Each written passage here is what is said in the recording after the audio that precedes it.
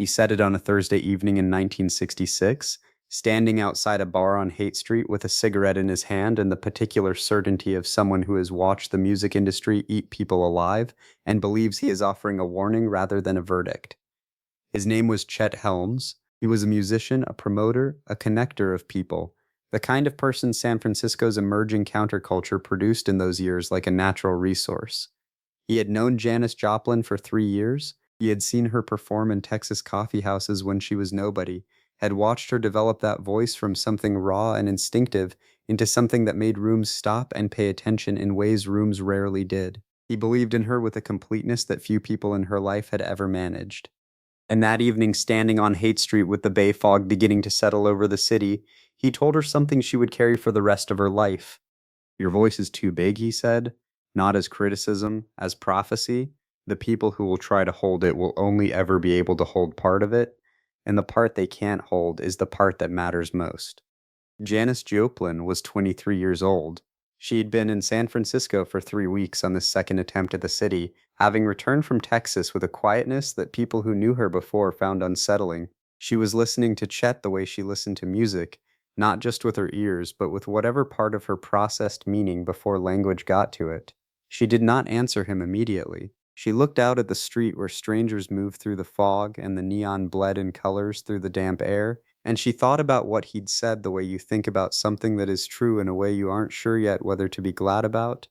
She would spend the next 4 years finding out exactly what he meant, not in the abstract way of prophecy being proven correct, but in the specific, human, sometimes devastating way of living the answer one relationship at a time, bandmates who loved her and misunderstood her simultaneously, managers who saw the gift and tried to package what could not be packaged, audiences who adored her and could not separate the performance from the person.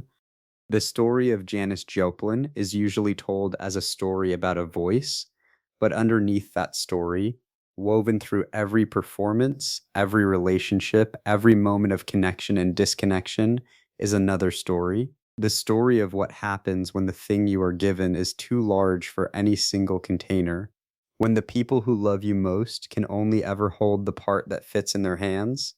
This is that story, and it begins not on a stage, but on a street, with a man who knew her well enough to tell her the truth, and a woman who was brave enough, or reckless enough to keep going anyway. To understand what Chet Helms saw in Janis Joplin, you have to understand what San Francisco looked like in the winter of 1963, the first time she arrived. She was 20 years old, traveling with a small group from Austin, carrying a guitar and a reputation in Texas folk circles that had barely preceded her. The city was not yet the mythological center it would become. The clubs were small. The audiences were serious in the self-conscious way that folk audiences in 1963 were serious. They came to listen, to think, to feel that music was doing something more than entertaining them. Janice walked into that world and immediately belonged to it in a way she had never belonged anywhere before. Not because the people were uniformly kind, but because the terms of belonging were different here. What mattered was not whether you conformed to a social template, but whether you had something real to offer. And Janis Joplin had something real to offer in quantities that silenced rooms. Chet Helms first heard her perform at a small North Beach venue in early 1963. He was standing near the back of the room when she started singing, and he later described the experience with a precision that suggested it had lodged itself permanently in his memory. He said the room changed temperature, not metaphorically, almost physically. The conversations that had been happening at nearby tables stopped mid-sentence. Something shifted in the air between the performer and the audience, something that happens so rarely in live music that when it does happen, it registers as almost supernatural. He introduced himself afterward. They talked for 2 hours. He was immediately struck not just by the voice, but by the mind behind it, the seriousness with which she'd studied blues and folk, and the deeper traditions underneath them, the articulate intelligence with which she discussed music as something that carried meaning, rather than simply produced feeling. She was funny too, with the particular humor of someone who has learned to use wit as a survival mechanism, quick, self-aware, slightly dangerous in the way that really honest humor always is. They became friends the way people became friends in that scene, through proximity and shared intensity. Shed introduced her to musicians, to venues, to the expanding network of people who were slowly, without entirely planning to, building something that would eventually be called the San Francisco Sound. But this first period did not last. Janis returned to Texas in late 1965, quieter than she'd left, carrying things she didn't discuss. Chet watched her go with the particular helplessness of someone who can see clearly what another person needs but cannot provide it for them. And then in the summer of 1966, he called her. The phone call that brought Janis back to San Francisco in June of 1966 was not primarily about a band audition. That was the practical content of the call. Chet knew a psychedelic rock group called Big Brother and the holding company that needed a lead vocalist. But the deeper content was something else. It was Chet saying, "Come back. The city is different now. I think you are ready for what this place is becoming." Janis was 23 years old and living in Austin, making a quiet attempt to become someone her parents could recognize. People who knew her in those months described someone who seemed slightly compressed, as though she had turned down a volume that was naturally much louder, and the effort of keeping it down was audible even in the quietness. When Chet called, she listened to the whole pitch before responding. Then she asked one question: "Is it real this time? Not the band, not the opportunity, the city. Is it real this time?" He told her it was, and because she trusted his reading of things more than she trusted almost anyone else's, she agreed to come becadit house. She arrived on a Thursday. By Saturday, she had sat in with Big Brother and the holding company in a rehearsal space on Henry Street, and the thing that Chet had predicted announced itself with a completeness that left the room changed. James Gurley, the band's lead guitarist, said afterward that he had never played behind anyone who made him want to play better simply by being in the room. Sam Andrew, the rhythm guitarist, described the rehearsal as the first time he understood what the band was actually capable of. Dave Getz at the drums said he kept speeding up involuntarily because the energy she was generating made restraint feel like failure.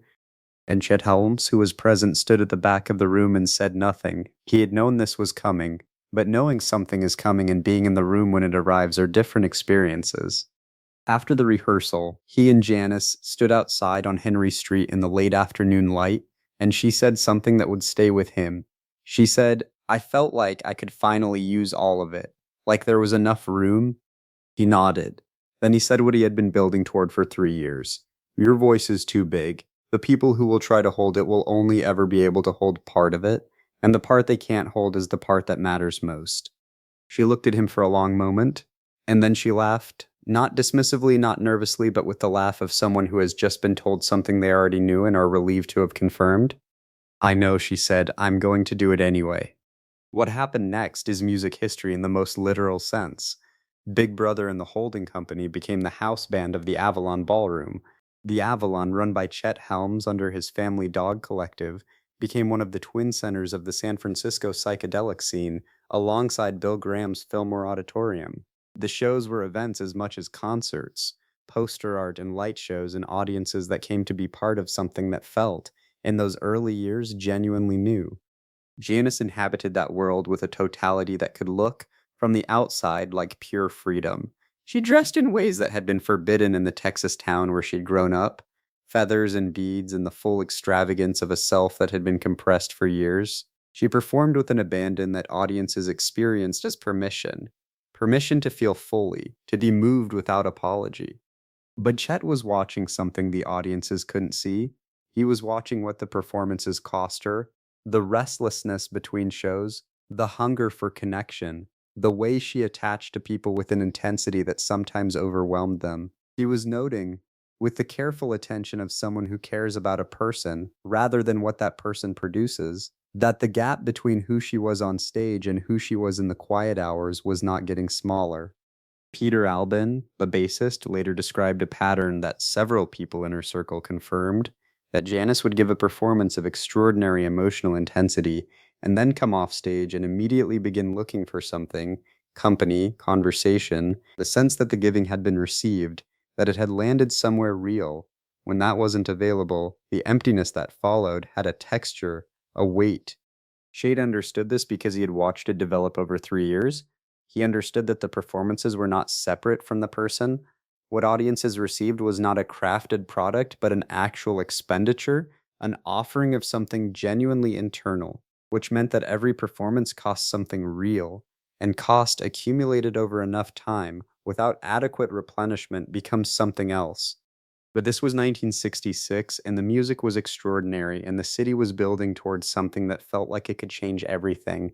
And Janis was 23 years old and finally performing at the level her voice had always been pointing toward. The Monterey Pop Festival, June 1967, 3 days fairgrounds, 55,000 people. The moment the San Francisco scene went national, stopped being a local phenomenon, and became something the rest of the world had to reckon with. Jimi Hendrix, The Who, Otis Redding, and on Sunday afternoon, Big Brother in the holding company with Janis Joplin. Chet Helms was in the crowd. On Sunday afternoon, watching Janis take the stage, everything else became irrelevant. She sang Ball and Chain, a blues standard that Big Brother had been playing for months that Janis had made something else entirely. She had taken its formal structure and filled it with something so personal, so physically committed, so immediately present that the standardness of it disappeared. What remained was a woman at a microphone telling the truth about something in real time in front of 55,000 people, and the crowd could feel the realness of it the way you feel weather, not as an idea, but as an actual atmospheric condition. Mama Cass Elliot was in the front section. Footage from that afternoon shows her watching Janis with an expression that has become one of the iconic images of the era. Mouth open, head shaking slowly, the unmistakable face of someone witnessing something that exceeds their capacity for casual response. She later told people she had started crying without noticing, had reached the point of tears before she understood what had moved her. When the performance ended, there was a pause, genuinely longer than the usual gap between a song ending and applause beginning, and then the crowd erupted in a way that witnesses still describe as unlike anything they had experienced at a live event. Chet, standing in the crowd, did not cheer immediately. He stood still for a moment longer, because he was feeling something more complicated than pride. He was feeling the truth of what he had said on Hate Street arrive with a new and specific weight. The world that was about to rush toward Janis, the management offers and record deals and magazine covers, and the demand that she perform this real private thing on an ever larger scale. That world had no particular interest in what the demonstration cost the person doing it. He found her backstage after the set. She was exhilarated, moving through congratulations with the particular brightness she had after performances that had gone to the deepest possible place. He hugged her and told her it was magnificent. Then she looked at him with the directness she had always had and said, "Was it too much?" He knew what she was asking, not whether it was too much for the audience, whether she had given something away that she needed to keep. He said, "It was exactly what it needed to be." She nodded, one for sighs. "That's not quite an answer, is it?" He smiled. "No," he said, "it isn't." The years that followed Monterey confirmed everything that Chet's non-answer had implied. Janis left Big Brother in late 1968, formed the Cosmic Blues Band, recorded her first solo album, toured relentlessly, played larger venues, appeared on larger stages. She also grew more complicated in ways that the people around her navigated with varying degrees of success. The emotional intensity that had always been her defining quality, the thing that made every performance feel genuinely urgent, was both the source of her power and the thing that made close relationships with her genuinely demanding. She loved fully and sometimes overwhelmingly. She was honest about her own pain in ways that discomfited people who preferred their performers contained. Chet remained in her orbit. When she was in the city, she called him. When she needed to talk to someone who would give her straight answers rather than management-shaped reassurances, his was one of the numbers she dialed.